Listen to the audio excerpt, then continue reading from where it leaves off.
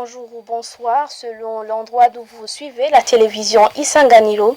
Dans le journal de ce samedi 6 novembre, on vous parle des lamentations des habitants de la zone Gihosha en mairie de Bujumbura.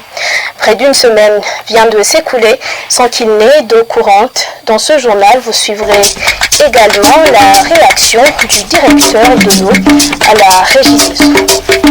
Ce samedi s'est tenue l'assemblée des membres de l'association des journalistes des sports du Burundi. C'est Madame Liliane Shimirimana qui a été réélue pour un mandat de 4 ans. Dans cette édition, vous suivrez les principaux objectifs de son mandat qui vont marquer son mandat.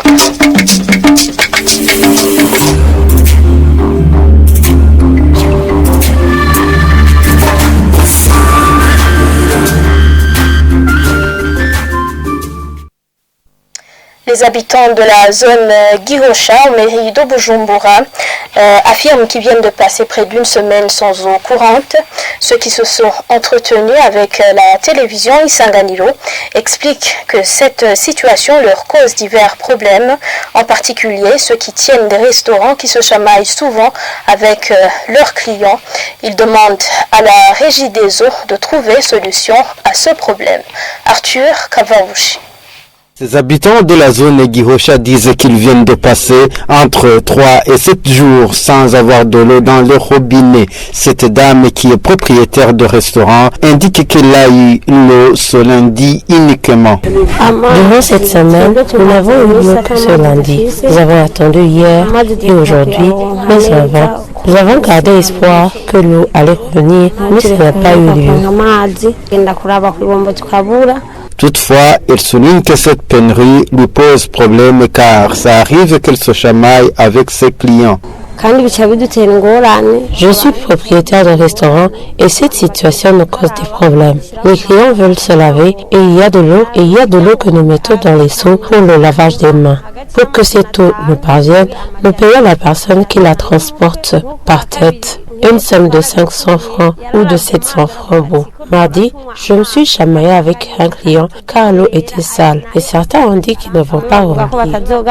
Cette autre personne qui est ailleurs dit que la police leur arrête à cause du manque d'eau dans le dispositif de lavage des mains. Après ces 3 jours sans eau, les policiers sont venus vérifier si nous avons mis en place les dispositifs de lavage des mains. Comme il n'y en avait pas, certains ont été embarqués. Au quartier Gihosha, l'eau est devenue un problème. Ils demandent d'être réapprovisionnés en eau. Nous demandons à la régie des eaux de rouvrir l'eau dans nos robinets. Cette pénurie d'eau qui s'observe en zone Gihosha dans la ville de Bujumbura est également observée dans d'autres quartiers de la capitale économique. Nous avons joint à ce propos le directeur de l'eau à la régie des eaux. Il nous a indiqué que la production d'eau dans les localités de Gihosha, Uinterekwa et Gatunguru a sensiblement augmenté. Il demande à ceux qui disent avoir des problèmes d'eau d'approcher la régie des eaux. La compagnie EA Tanzanian Corporation va reprendre ses vols à partir de lundi prochain, annonce faite par l'ambassadrice de la République unie de Tanzanie au Burundi ce samedi dans un point de presse. Dr Gili Elibali Kumaleko indique que cette compagnie avait cessé ses vols au mois de mars 2020 suite à la Covid-19. Suivez-la, elle est traduite en français par Francine Dimokobayo. Je profite de cette occasion pour vous annoncer la reprise des vols de la compagnie Air Tanzania Corporation depuis Dar es Salaam jusqu'à Bujumbura depuis lundi le 8 novembre 2021, c'est-à-dire la semaine prochaine. Air Tanzania Corporation a suspendu ses vols depuis le mois de mars 2020 quand le Burundi a fermé ses frontières aériennes suite à la pandémie de Covid-19. Air Tanzania Corporation atterrira au Burundi tous les lundis, mercredis et vendredis. La reprise de vol de cette compagnie tanzanienne aura une valeur ajoutée car il va diminuer le temps et facilitera les voyages entre Bujumbura et Dar es Salaam. Les voyageurs dépensent beaucoup de moyens et temps. Pour les vols internationaux, les voyageurs peuvent prendre des vols vers Mumbai en Inde, vers les îles Comores, à Lusaka, Harare, Nairobi. Ils peuvent aussi prendre des vols vers Lubumbashi, en République démocratique du Congo, où la compagnie tanzanienne va commencer ses vols très prochainement. En page sport, à présent, l'association des journalistes des sports du Burundi a organisé ce samedi une assemblée élective pour mettre en place les organes du comité exécutif. C'est Madame Liliane Shimirimana qui a été réélue pour un mandat de 4 ans. Elle annonce que parmi les priorités, elle projette de renforcer les capacités des membres de cette association. Armel Moutore a suivi cette assemblée élective. Reportage. 63 voix sur 109 votants est le résultat des élections du président de l'association des journalistes et des sports du Burundi, tenues ce samedi. Des élections qui ont reconduit à la tête de cette association Madame Liliane Shimirimana, vainqueur sur son adversaire Élisée Niyubahwe, qui a reçu 45 voix. Elle exprime ici sa joie. Je me sens très heureuse après avoir remporté ces élections. Vous avez vu qu'il y avait beaucoup d'enjeux, mais nous sommes parvenus à remporter ces élections. Elle dit qu'elle va travailler en consultation avec les autres membres élus du comité exécutif pour le développement du métier de journalisme des sports. Nous comptons mettre en œuvre les activités prévues selon l'objectif de notre association, qui est de promouvoir le sport sous tous ses aspects. Nous allons donc nous focaliser d'abord sur le renforcement des capacités de nos membres. Notre association compte beaucoup de membres. Il y a des jeunes journalistes qui intègrent le domaine du sport. Nous allons donc renforcer leurs capacités. Mais aussi, nous avons des journalistes seniors. Eux aussi, ils ont besoin d'être recyclés. Nous allons aussi continuer à promouvoir le sport à travers les activités sportives qui se réalisent par les différentes fédérations sportives ici chez nous au Burundi. Cyprien Bigirimana, président de la fédération de taekwondo et observateur pour le compte du comité national olympique dans ces élections, apprécie positivement l'organisation et le déroulement de ces élections. Les élections se sont bien déroulées de par l'organisation, la commission électorale a bien organisé les élections et les membres, les délégués, les électeurs ont manifesté l'âme montrant que réellement il faudrait que ces élections se déroulent en bonne et due forme et dans la transparence et dans la paix totale. C'est ce qui s'est passé. Arsène Gachuti, Hervé Mugisha, Elvis Iradokunda et Emery Nkunzimana ont été élus respectivement vice-président, secrétaire général, trésorier et trésorier adjoint dans cette association. L'association des journalistes des sports du Burundi, AJSB, a été agréée par l'ordonnance ministérielle numéro 530/080 du 14 octobre 1996. La commémoration des victimes de violences de masse est un droit de tout groupe dans la société victime de ces violences. L'explication est du professeur Jean Bosco Harerimana, expert en justice transitionnelle. Il indique que la commémoration des disparus a une importance capitale du moment que c'est un processus de guérison des âmes, surtout dans notre société qui a connu un passé sombre. L'importance de commémorer la violence des victimes de masse, c'est d'abord et avant tout, c'est un processus de guérison. De guérison dans la mesure où, dans un contexte de violence de masse, les survivants n'ont pas l'opportunité de commémorer, d'user des us et coutumes d'usage en matière de traitement de mort. Je veux dire l'enterrement, le deuil et le lever de deuil dans le format traditionnel. Et ça, c'est Et c'est encore pire dans le cas d'enlèvement. Quand une personne a été enlevée ou disparue, il est très difficile pour les survivants, pour ceux qui sont restés, pour sa famille, ses amis, ses proches, d'imaginer qu'il n'est pas toujours là. Et quand on écoute dans le contexte burundais, les familles, les communautés qui ont connu de telles atrocités, ils disent toujours, il y en a de toutes les époques qui disent « Je croyais toujours qu'elle allait revenir, mais finalement, elle n'est jamais revenue. Alors, je crois qu'il est mort. » Alors, les familles, les survivants restent toujours dans l'hypothèse. Ils ne se font jamais l'idée définitive que les leurs sont disparus totalement.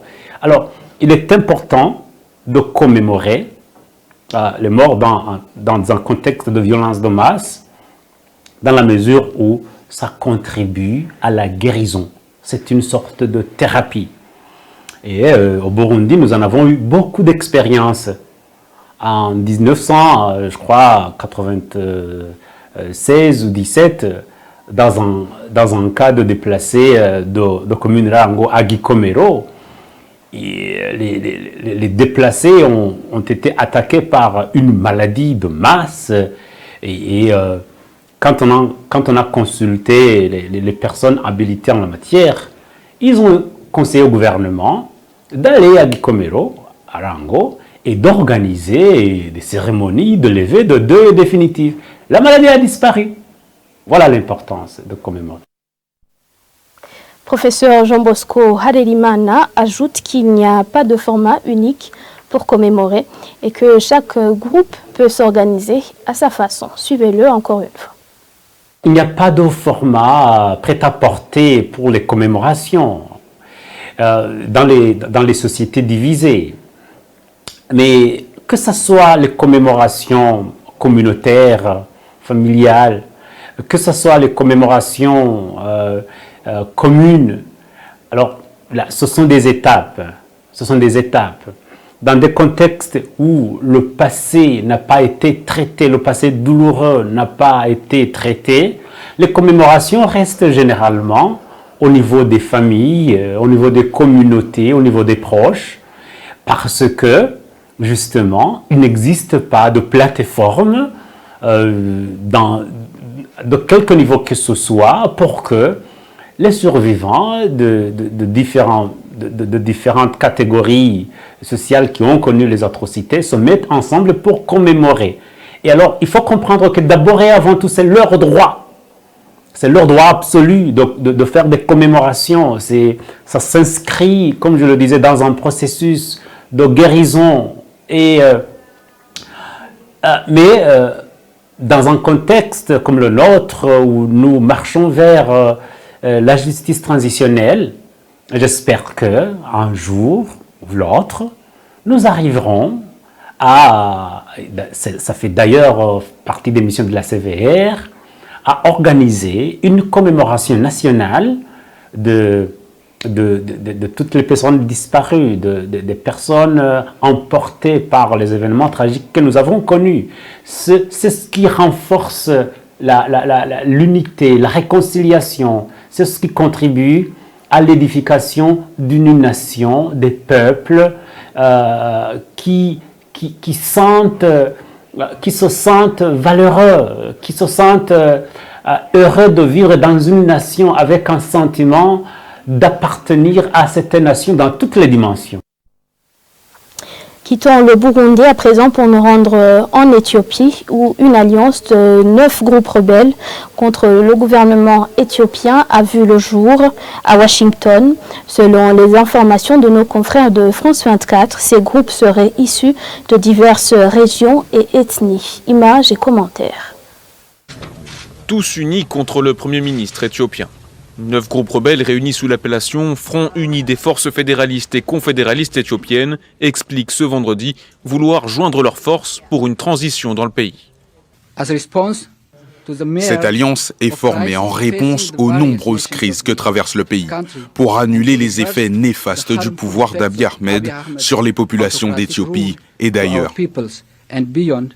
Les différents groupes sont mal connus, tout comme leurs capacités réelles. Ils viendraient de régions diverses et d'ethnies différentes.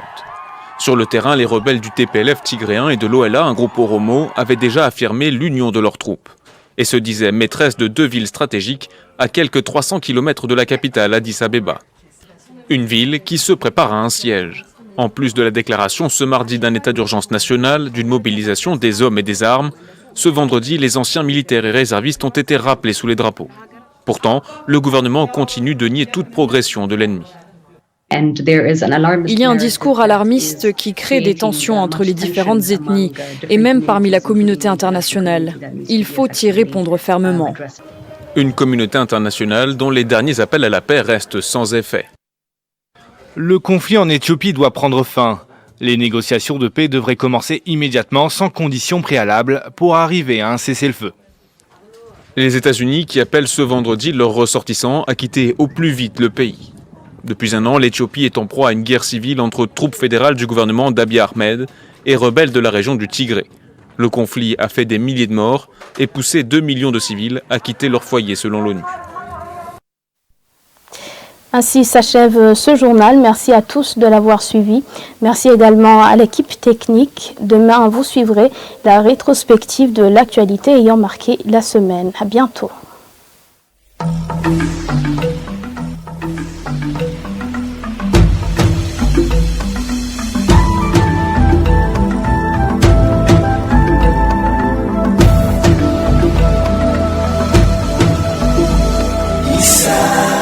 Isanganiro